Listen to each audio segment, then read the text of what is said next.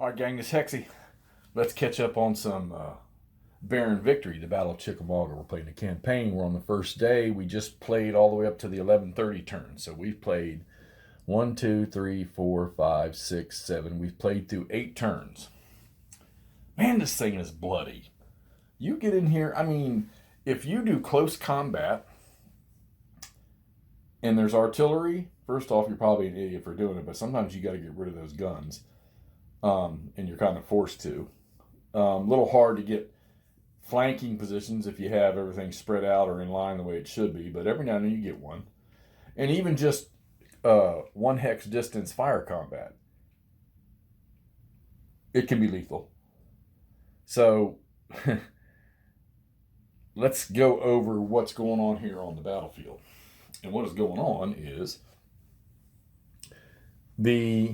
so this bloodlusted unit and this low ammo unit, and they're going to be out of command now, but they're part of the 1st Division from the 14th Corps. And they finally shattered the Confederate line right here. You see they're shaken, they're routed. These guys are down. I think he's a B. He's down to a C. That's a division. That's the wrecked division the Confederates have right now, I think. Or is it the Cav? I can't remember. No, that's just a wrecked. They have a wrecked. Yeah, no, that's the wrecked division. So the reserve, the L left wing reserve, Liddell, they're wrecked. They're ruined. These guys don't have much either to hold out here. I still can't get these clowns over here activated. So that's what a waste. I probably should have just initial ordered them right into it from the start, and I didn't. And now I can't get a roll to get them. I think next turn I'm going to roll initiative on this guy here because he's a 4 by himself. And if he fails, then I'll roll on this guy to try to activate that division. So we'll see how that works. I got to get these, because, man, this could be a slaughterhouse for the Union right here. They could finish this up good if I could get these boys moving. And those. So the next batch of reinforcements are the Union's going to, okay, so for the next 2 turns, the Union gets the rest of the 20th Corps. All right, so let's shift. These units in here, the Confederates did some straggler recovery and got quite, actually had a couple of 2s that came back, but and that took some of their wrecked brigades down. I think they had 2 or 3 that became unwrecked. So they can regroup a little bit more. The Union, they only had 1 unit right here that was rolling for straggler recovery, and he failed big time because he's a D morale. So, and he rolled a 1. So 1 through 4 on a D morale is nothing. Now let's shift down here to the southern sector here. All right, Buckner. I put this big number 2 marker on him because he's a D2 status. He received his orders from Bragg, and right now he's under D2. So at the start of each turn for orders, what's it called? Orders acceptance, he has to roll a 1. All right, in order to accept Bragg's orders and get into the fight. All right, so it finally happened. The numbers here for the Confederates were just too much. You figure they had 3 corps in this area, okay? And Hood's was one of them.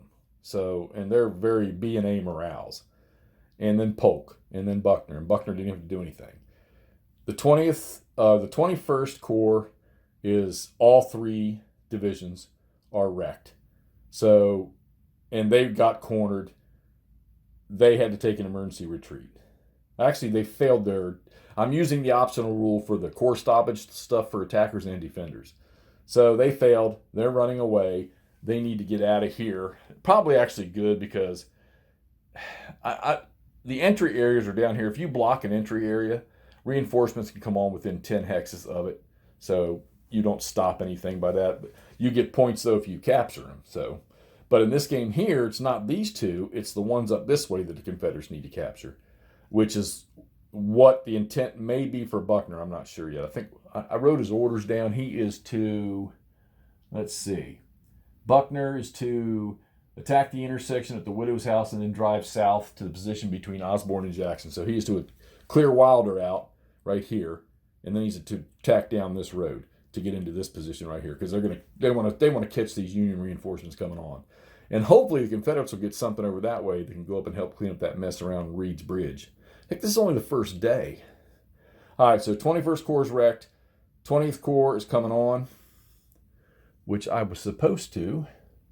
Yeah, I got to move the first of the 20th, but they would have moved up the road, so I'll pull them on here at the end. They'll be in here somewhere, right in this area.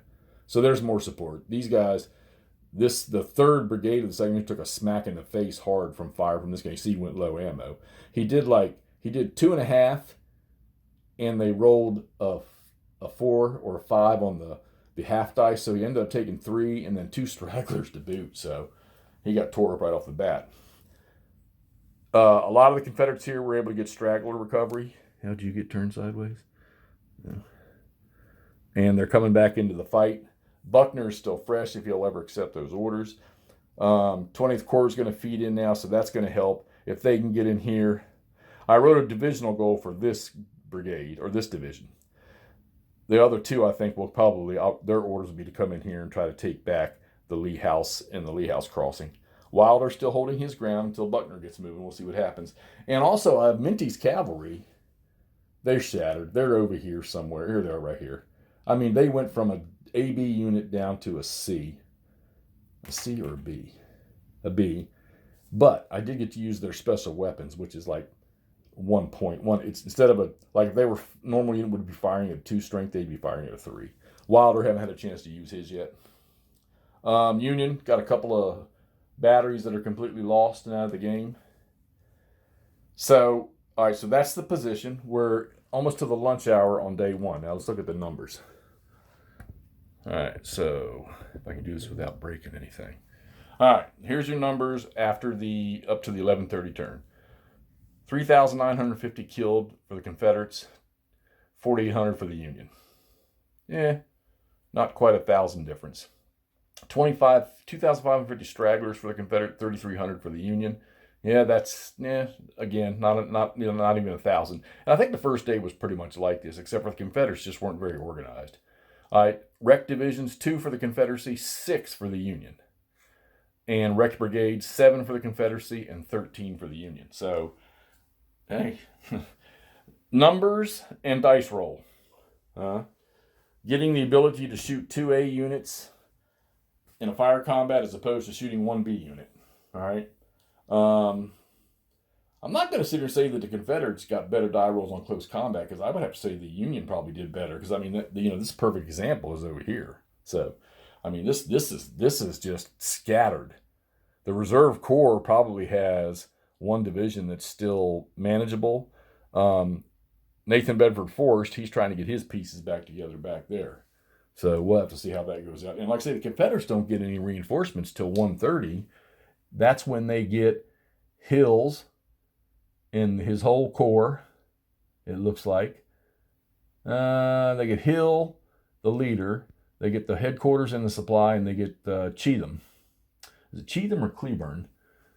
And then they don't get nobody else again until 4. So, I don't know. We'll see. No, it looks like they get 2 brigades. Cheatham and somebody else. No, Cheatham, yeah. Just Cleburne. All right, so that'll be a good brigade coming on here at the 1:30 turn for them. But that's it. The Confederates have nothing. So until then, so that means 1, 2, 3, 4 turns of pure Union reinforcements coming in. Yeah, because they've got 1, 2, 3. And Rosecrans is one I'm finding. He'll bring that Army supply train on. I did learn also that the Reserve Corps, I mean, I knew that they could supply any unit in their unlimited supply wagon, which is sitting way over here.